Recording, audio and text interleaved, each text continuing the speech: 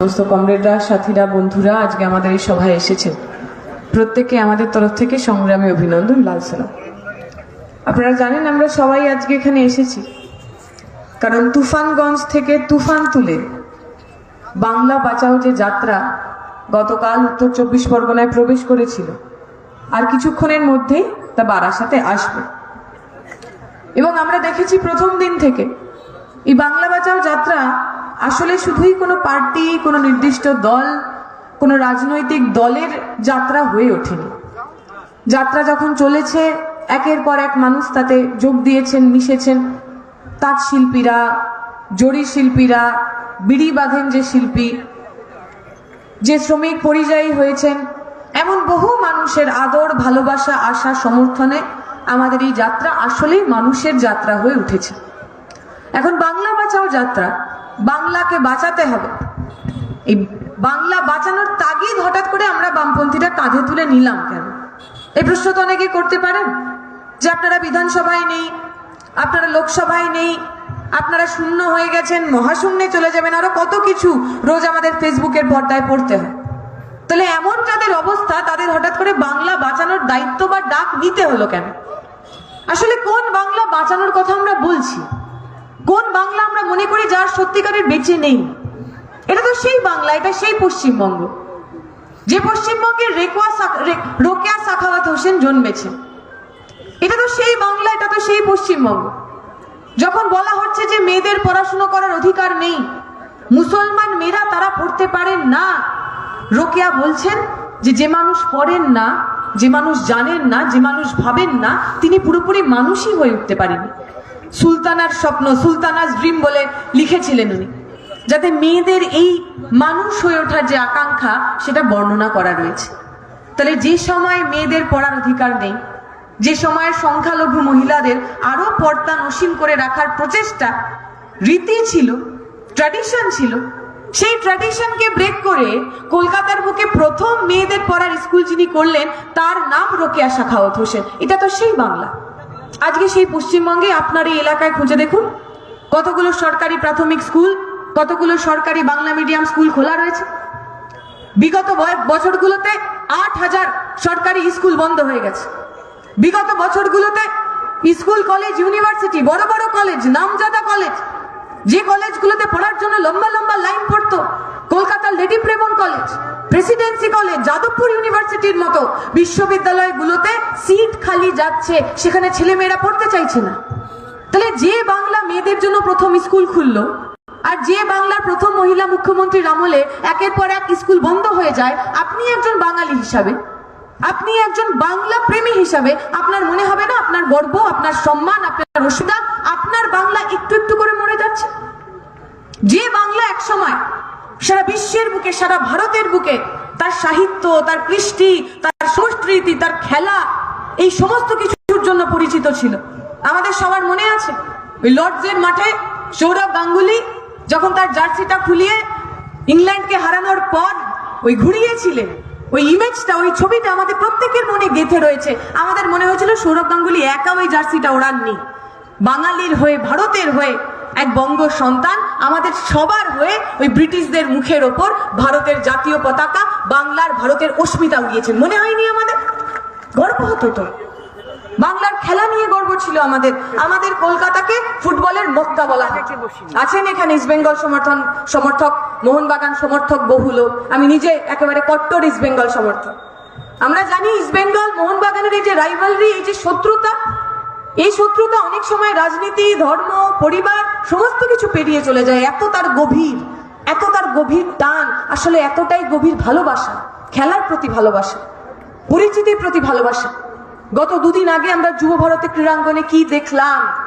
ক্রীড়া প্রেমী মানুষ, ফুটবল প্রেমী মানুষ, ফুটবলের ভগবান যাদের মনে করা হয় তাদের মধ্যে অন্যতম Messi, greatest of all time, GOAT, goat যাকে বলা হয়, সেই মেসিকে দেখার জন্য যখন তারা পয়সা খরচা করে গেলেন স্টেডিয়ামের মধ্যে, অনেকে আমরা শুনছি তারা অন্য জায়গা থেকে, নেপাল থেকে এসেছেন খেলা দেখতে, বাইরের দেশ থেকে এসেছেন খেলা দেখতে, একবারের জন্য তাদের পছন্দের, তাদের ভালোবাসার যে প্লেয়ার, যে ফুটবলার, তাকে একটা পলক দেখার জন্য। কি দেখলাম আমরা যুব ভারতী ক্রীড়াঙ্গনে? কি হলো? যে ঘটনা আমরা দেখলাম, তিলে তিলে তৈরি করা, সুভাষ চক্রবর্তী তৈরি করা যুব ভারতী ক্রীড়াঙ্গন, পশ্চিমবঙ্গের বামপন্থী সরকার, সাধারণ মানুষের সরকার, তাদের ট্যাক্সের টাকায় তৈরি করা যুব ভারতী ক্রীড়াঙ্গন ভেঙে চুরে তছনছ হয়ে গেল। আমরা দেখলাম একটা ছেলে কিছু না পেয়ে ফুলের টব নিয়ে বাড়ি যাচ্ছে, দেখেছি না? বলছে মেসিকে তো দেখতে পাইনি, গার্লফ্রেন্ডকে কি দেখাবো, একটা ফুলের টব নিয়ে যাচ্ছে।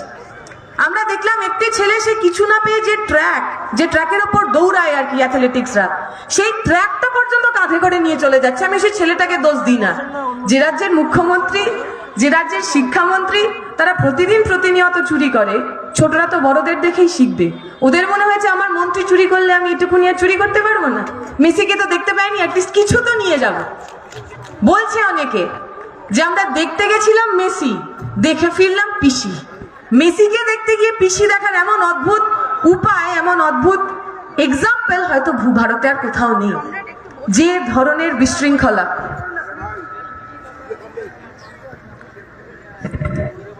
যে ধরনের বিশৃঙ্খলা যুব ভারতী ক্রীড়াঙ্গনে আমরা দেখলাম, এর দায়ভার পশ্চিমবঙ্গের সরকারকে নিতে হবে। কোনো একটা মানুষ, কোনো একটা ম্যানেজমেন্ট, কোনো একজন ব্যক্তি তার কাঁধে সমস্ত ভার দিয়ে দিলে হবে না। কারণ আমরা জানি law and order, basic law and order, এটা সেই রাজ্যের, তারা যারা রাজ্যে থাকেন, যারা সরকারে থাকেন, তাদের দায়িত্বে থাকে, তাদের দায়িত্ব নিতে হয়। এর আগেও বহুবার আমার রাজ্যে বড় বড় প্লেয়াররা এসেছেন, মারাদোনা এসেছেন, দেখেছেন আপনারা, মনে আছে আপনাদের? আমাদের মনে আছে যখন মারাদোনা এসেছিলেন, তখন এই রাজ্যের ক্রীড়ামন্ত্রীর নাম ছিল সুভাষ চক্রবর্তী। মারাদোনা উপরে বসেছিলেন, সুভাষ চক্রবর্তী নিচে বসেছিলেন। মারাদোনা এসে খুঁজছিলেন where is the hat man, ওই টুপি পরা লোকটা কোথায়। সুভাষ চক্রবর্তীকে মারাদোনার কাছে গিয়ে সেলফি তুলতে হয়নি। সুভাষ চক্রবর্তীকে প্রায় মারাদোনাকে জড়িয়ে ধরে, খামচে ধরে তার সাথে টিকে থাকতে হয়নি। সুভাষ চক্রবর্তীর বাড়ির লোকজন, সিপিএম নেতা, মন্ত্রীদের ছেলে মেয়েরা মারাদোনার গায়ের ওপর উঠে যায়নি। আসলে এটার একবার মনে করানোর জন্য যে জুতোতে পা গলালেই সমস্ত কিছু হয়ে যায় না। সুভাষ চক্রবর্তী একটাই হয়, জেনেও কেউ লোক, যে কোনো এলিতেলি, তারা সুভাষ চক্রবর্তী হতে পারেন না। আসলে সুভাষ চক্রবর্তী কি ব্যক্তি? তিনি ব্যক্তি হিসেবে বিশাল মহান মানুষ ছিলেন, সেই কারণে সুভাষ চক্রবর্তী আলাদা না। সুভাষ চক্রবর্তী হওয়া যায় না, কারণ সুভাষ চক্রবর্তীর বুকের ভিতরটা লাল ছিল। সুভাষ চক্রবর্তী একজন বামপন্থী ছিলেন। তিনি জানতেন একজন রাজ্যের মন্ত্রীর, একজন বামপন্থী কর্মীর এই সরকারের মধ্যে দাঁড়িয়ে তার কাজ কি হওয়া উচিত, তার দায়িত্ব কি হওয়া উচিত, তার রেসপন্সিবিলিটি কি হওয়া উচিত। যা যা নিয়ে বাংলার গর্ব ছিল, সেই সমস্ত কিছু ভুলুণ্ঠিত। একটা সময় ছিল, আপনি যদি বিহারের ফোকলোর দেখেন, যে ফোক গান, যে লোকগীতি দেখেন, সেখানে বিরহা বলে একটা লোকগীতি আছে আর কি, বিদেশিয়া বিরহা বলে একটা লোকগীতি আছে। সে বিদেশিয়া বিরহার মূল কথাই হলো, বিহার থেকে যাওয়া যারা পরিযায়ী শ্রমিক, বিহার থেকে যে শ্রমিক বাইরে যাচ্ছে, কাজ করতে যাচ্ছেন, তাদের বিরহে গাওয়া গান। এবং সেই গানের যদি আপনি একটু শব্দগুলো ট্রান্সলেশন করেন, অনুবাদ করেন, তাহলে দেখতে পাবেন বেশিরভাগ গানই পূব দিককে বা পূবের জায়গাকে তাদের ভিলেন, তারা তাদের সতীন হিসাবে দেখছে।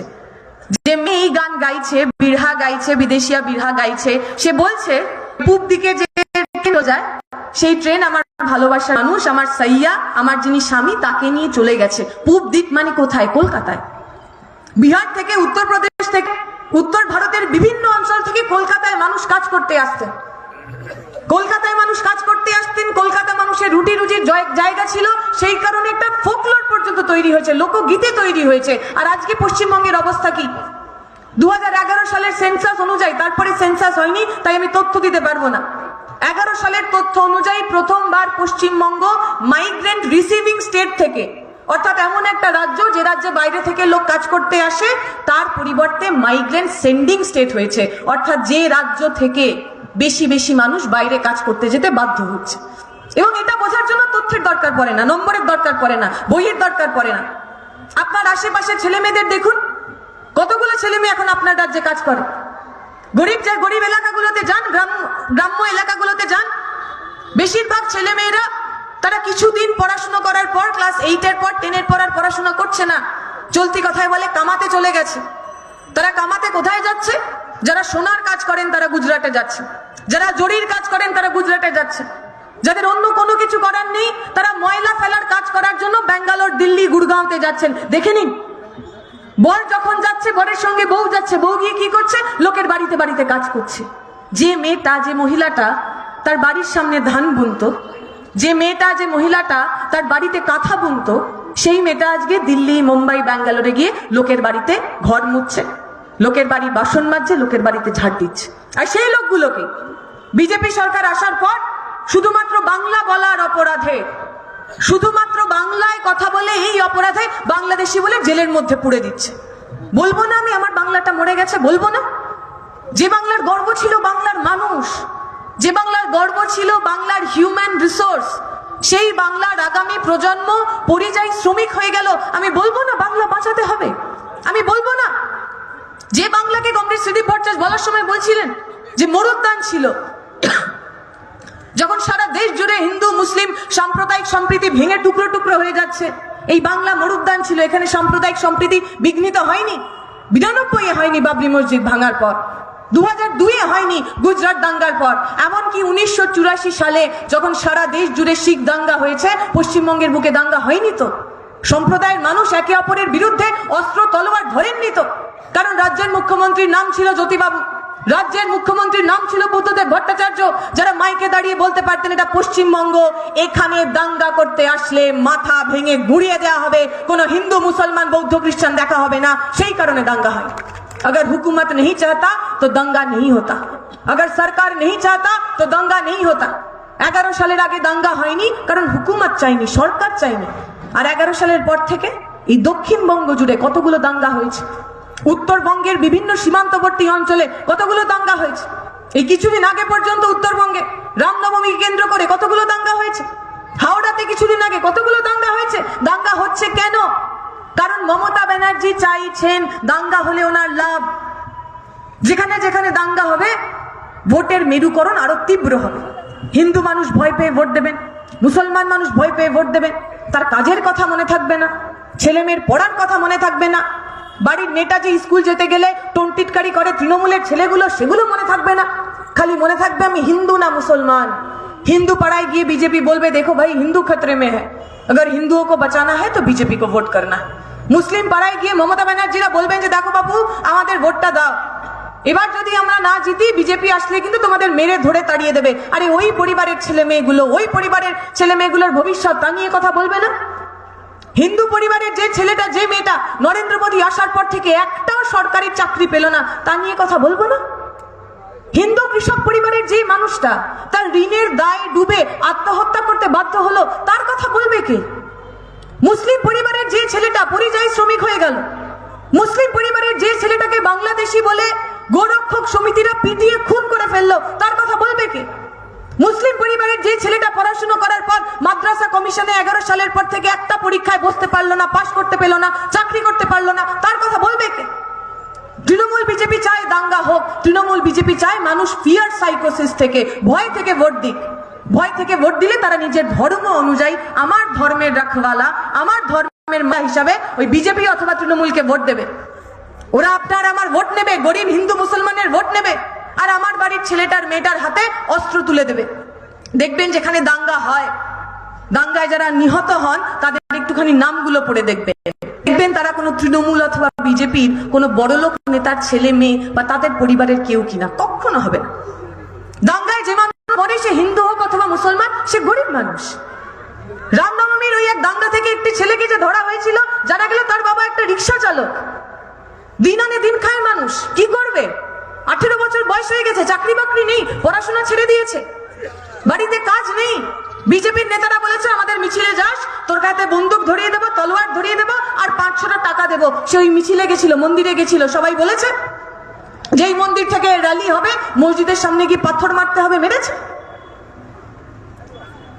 মুসলমান পাড়ায় গিয়ে বলবে যে এই যে তোর হাতে টাকা দিলাম, তলোয়ার দিলাম, বন্দুক দিলাম, এরপরে যখন ভোট হবে সব ভোটগুলো লুট করতে হবে, কাউকে ভোট দিতে দিবি না। করেছে, কি করবে? 17, 18, 19, 20, 21 বছর বয়স, পেটে খিদের জ্বালা, মনের মধ্যে বাড়ির লোকজনকে দেখভাল করতে হবে, তার আশঙ্কা, তার ভয়। তৃণমূল বিজেপি একটা গোটা প্রজন্মকে দুর্বৃত্ত তৈরি করতে চাইছে। আমরা বাংলা বাঁচাও থেকে বলছি আমাদের সঙ্গে হাঁটুন, আমাদের সঙ্গেই বাংলা বাঁচাও যাত্রায় সামিল হন। গরিব হিন্দু মুসলিম পরিবারের যে ছেলে মেয়েগুলোকে ওরা হাতে তলোয়ার তুলে দিল, আমরা 26 সালে ক্ষমতায় এসে সবার হাতে সাদা চাকরির খাম তুলে দেব। আপনাকে পক্ষ নিতে হবে আপনার পরিবারের লোকের জন্য। কেমন ভবিষ্যৎ চান আপনারা? পশ্চিমবঙ্গের বুকে আজ ধর্ম নিয়ে রাজনীতি হয়। কোন হুমায়ুন কবির তিনি বলছেন তিনি মসজিদ বানাবেন, তার পাল্টা কোনো মহারাজ বলছেন মন্দির বানাবেন। আমরা দেখলাম একটি ছেলে ক্লাস 6-7-এ পড়ে হয়তো, কিংবা তার চার একটু বড়, সে মাথায় ইট নিয়ে যাচ্ছে। তাকে জিজ্ঞাসা হচ্ছে কোথায় যাচ্ছে, বলছে আমি মসজিদ বানাতে যাচ্ছি। রিপোর্টার জিজ্ঞেস করছে যে তুমি স্কুলে যাও, বলছে না, স্কুলে পড়াশোনার দরকার নেই। আমাদের মনে আছে অযোধ্যাতেও যখন মন্দির হচ্ছিল, অনেকে বলছিল কে নুন রুটি খাएंगे लेकिन মন্দির यही बनाएंगे। আমরা খাবো দাবো না তবুও ঠিক আছে, কিন্তু মন্দির এখানেই বানাতে হবে। পশ্চিমবঙ্গের বুকে এই ধর্ম নিয়ে রাজনীতি, মন্দির মসজিদের রাজনীতি তো বদল করতে হবে। আমাদের তো স্কুল চাই, হাসপাতাল চাই, কারখানা চাই, কর্মসংস্থান চাই। আমরা বলছি বাংলা বাঁচায় যাত্রাও আসুন। 26 সালে এমন মানুষজনকে ভোট করুন যারা মাইকে দাঁড়িয়ে মন্দির করার জন্য, মসজিদ করার জন্য আপনার সাহায্য চাইবে না, বরং মাইকে দাঁড়িয়ে বলবে আমি একটা কারখানা করব, সাধারণ মানুষ আপনি আমার সঙ্গে থাকুন। আমি একটা হাসপাতাল করব, সাধারণ মানুষ আপনি আমার সঙ্গে থাকুন। আমি একটা স্কুল কলেজ ইউনিভার্সিটি করব, সাধারণ মানুষ আপনি আমার সঙ্গে থাকুন। আমি আমার কথা দীর্ঘায়িত করব না, আমাদের মিছিল চলে এসছে। আমি যে কথা বলে শেষ করব, যে বাংলাকে বাঁচাতে হবে। কমরেড সুদীপ ভট্টাচার্য বলার সময় বলেছিলেন, যে দিলীপ কুমার বলেছিলেন যে বাংলা হলো মরুদ্যানের মতো। আমার আরো একটা সিমিলার গল্প মনে পড়ে যাচ্ছে।